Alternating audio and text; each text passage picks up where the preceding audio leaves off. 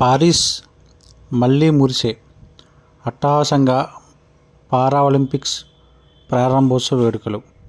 అప్పుడు నదిపై, ఇప్పుడు రోడ్డుపై మార్చ్ పాస్ట్.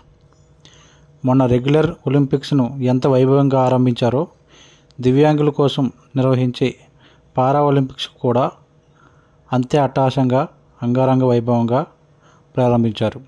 దీంతో మరోసారి పారిస్ కళలు, కళాకారులు, నృత్యరీతులు, పాప్ గీతాలతో విశ్వ క్రీడల శోభకు వినూత్న సోకులద్దింది. కన్నుల్ని కట్టిపడేసే వేడుకలు ఆద్యంతం అలరించాయి.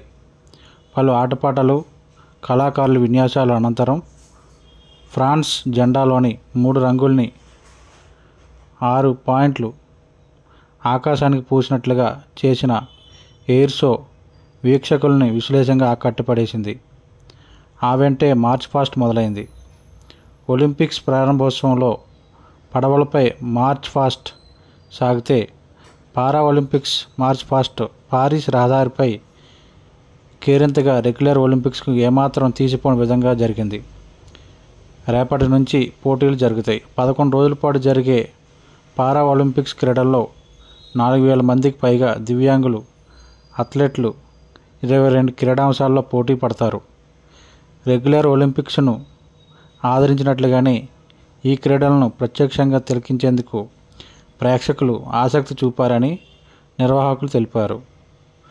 2 మిలియన్లు 20 లక్షల పైగా టికెట్లు హాట్ కేకుల్లో అమ్ముడుపోవడమే అందుకు నిదర్శనమని నిర్వాహకులు తెలిపారు.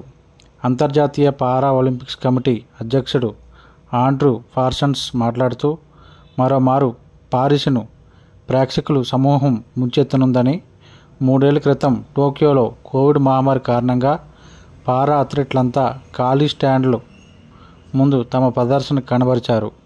కానీ ఇప్పుడు ఆ పరిస్థితి ఉండబోదని, క్రీడాభిమానులు కరతాళ ధ్వనుల మధ్య పారా ఒలింపియన్లు పోటీలను పూర్తి చేస్తారని నిర్వాహకులు చెప్పారు. గురువారం ముందుగా తైక్వాండోలో పారా ఒలింపిక్స్ పథకాల బోని కొట్టనున్నది.